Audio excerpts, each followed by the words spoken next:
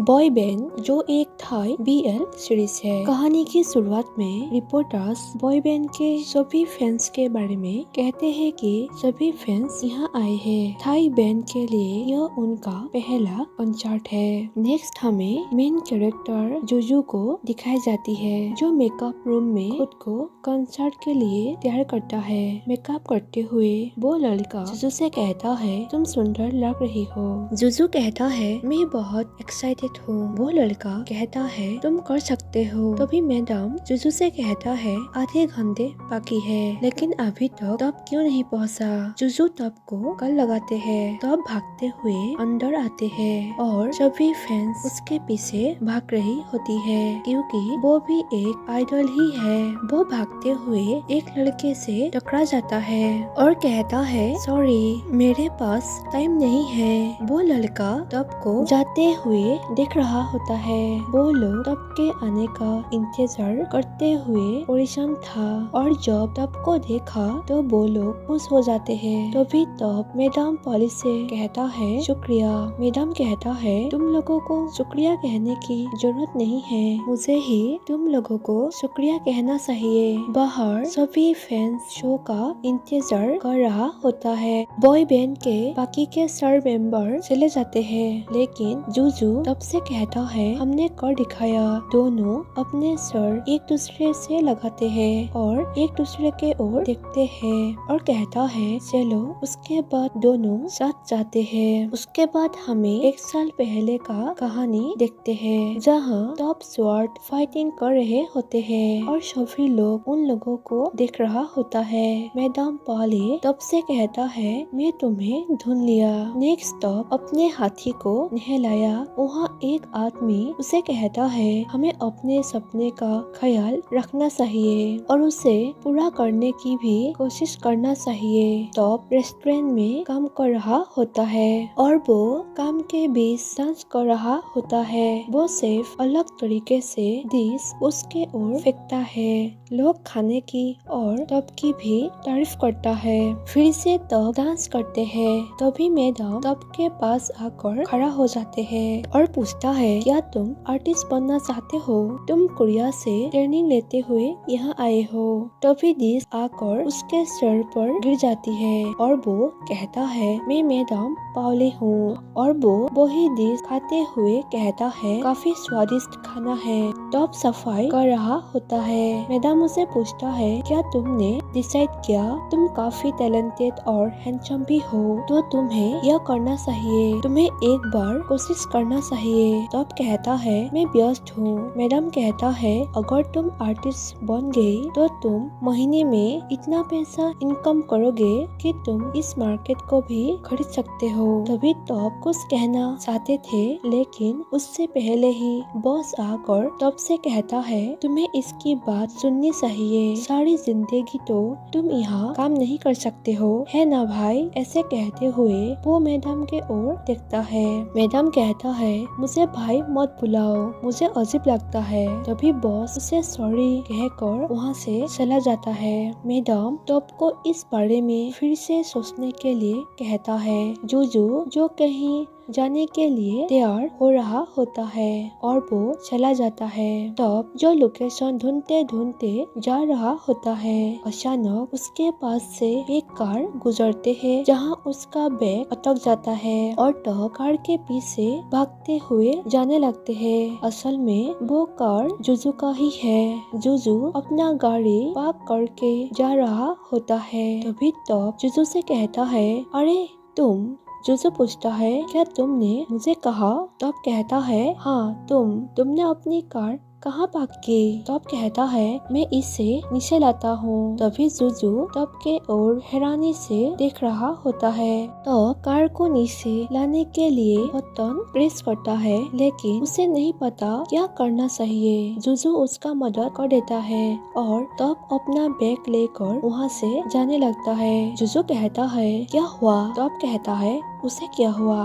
तब ऑडिशन के लिए वहाँ पहुँचता है, जहाँ और बहुत सारे लोग ऑडिशन के लिए आते हैं। वहाँ जोजो भी ऑडिशन के लिए ही आते हैं। वो सभी लाइन में खड़े थे। तभी एक लेडी उन सभी से कहती है, जिन लोगों ने फॉर्म फिलअप कर लिया है वो लोग अंदर आओ, ऑडिशन शुरू होने वाली है। जोजो तब को देखते हुए कहता है, क्या इसे भी यहाँ पर ऑडिशन देने के लिए ही आना था। मैडम सभी को कहता है, वर्ल्ड स्टार में आपका स्वागत है, एक ऐसी कंपनी जो वास्तव में आपकी टैलेंट को विकास करेगी और बॉय बैंड में सिलेक्ट करेगी। वो है सेरेना। तभी सेरेना वहाँ आती है। एक लड़का दूसरे लड़के को कहते हैं, ये कौन है। सेरेना कहती है, मैं यहाँ पर ऐसे लोगों को ढूंढने आया हूँ जो टैलेंटेड हो। तब सभी बातें सीरियस होकर सुन रहा था। सेरेना कहती है, मुझे बॉय बैंड के लिए 6 लोगों की जरूरत है। फिर वो लड़का कहता है, ये बॉय बैंड में तब्दील करेगी है ना। सेरेना उस लड़के से ही पूछती है, क्या तुम्हारे कोई सवाल है। लड़का कहता है, नहीं। सेरेना कहती है, तुम लोग सोच रहे होगे कि मैं कौन हूँ। मैं वो हूँ जो तुम लोगों की ड्रीम पूरा करेगी और तोड़ेगी। मैडम सेरेना के लिए ताली बजाने कहता है और कहता है, मैं इस इंडस्ट्री का मैनेजर हूँ। ऑडिशन स्टार्ट होता है। ऑडिशन के बीच सेरेना 2 लड़के को रखते हुए कहती है, गाने के बीच थक गए हो क्या तुम लोग ऐसे ही डांस करोगे। बिल्कुल अच्छा नहीं है। मंच पर आने वाले प्रत्येक व्यक्ति बेहतर होना चाहिए। अगर अभी भी किसी को लगता है कि नहीं होगा तो यहाँ से जा सकते हैं। तभी वहाँ से कोई लड़का जाने लगता है जो गाना गाते हुए सेरेना को क्यूट कहता है। सेरेना जोजो से कहती है कि देखो तुम्हारे गाने की टोन इतनी अच्छी नहीं थी, लेकिन मैं तुम्हें और जानना चाहती हूँ, इसलिए मैं तुम्हें पास करती हूँ। जोजो के जाने के बाद सेरेना मैडम से पूछती है, क्या ये आखिरी है। सेरेना तब से कहती है, तुम कोरिया में ट्रेनिंग लेकर आए हो। तभी तब को याद आता है जब वो कोरिया में ट्रेनिंग लेने के लिए गया था। उसकी माँ की कॉल आता है और माँ तब से कहती है, मेरे पैर में चोट लगी है, तुम्हें फिक्र करने की जरूरत नहीं है। तब कहता है, मैं आपको देखने के लिए वापस जाऊंगा, आप मेरे इंतजार कीजिए। जब तब डांस करते हैं तभी सभी को पसंद आते हैं। सेरेना तब से कहती है, तुमने अभी तक अपने बारे में नहीं बताया। तब कहता है, मेरा नाम तॉप है, मैं खूनकेन से हूँ और अयोध्या में काम करती हूँ। तभी एक लड़का कहता है, ये मेरा होम टाउन है, फाइटिंग। सेरेना पूछती है, तुम किस तरह का काम करते हो। तब कहता है, मैं एक हाथी की रखवाली करता हूँ, तलवार चलाने वाला और वेटर हूँ। तभी सेरेना कहती है, तुम्हारा लहजा ठीक नहीं है, मुझे लगा तुम परफेक्ट हो।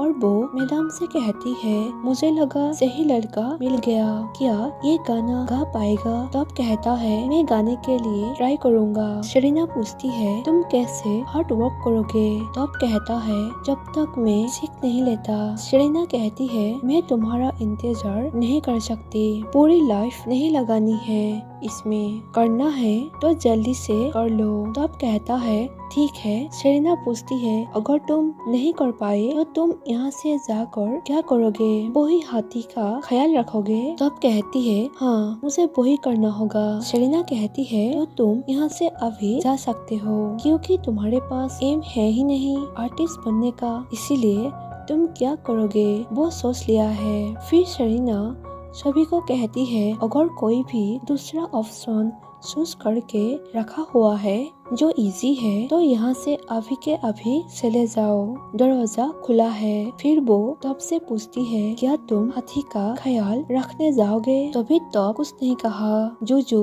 तब से कहता है, सुबह के एक्सीडेंट के लिए माफ करना, लेकिन तो कुछ नहीं कहता। फिर जोजो कहता है, तुम्हारे बोलने का तरीका बहुत अच्छा है। तब कहता है, तो क्या हुआ। जोजो कहता है, सेरेना की कान बहुत तेज है। उसने एक टोन अच्छे से सुनी है। टॉप कहता है तुम्हारे गाने भी खास नहीं है। जुजू कहता है तो क्या हुआ, तुम तो ट्रेनिंग रह चुके हो ना कोरिया में, फिर भी तुम्हें निकाल दिया गया। टॉप कहता है तो क्या तुम्हें भी निकाल दिया, तुम भी फेल हो। जुजू कहता है तुम हार मानकर हाथी ख्याल रखने के लिए सोच रहे हो। टॉप कहता है अगर तुम्हें पूरी बात पता नहीं है तो अपना मुंह बंद रखो।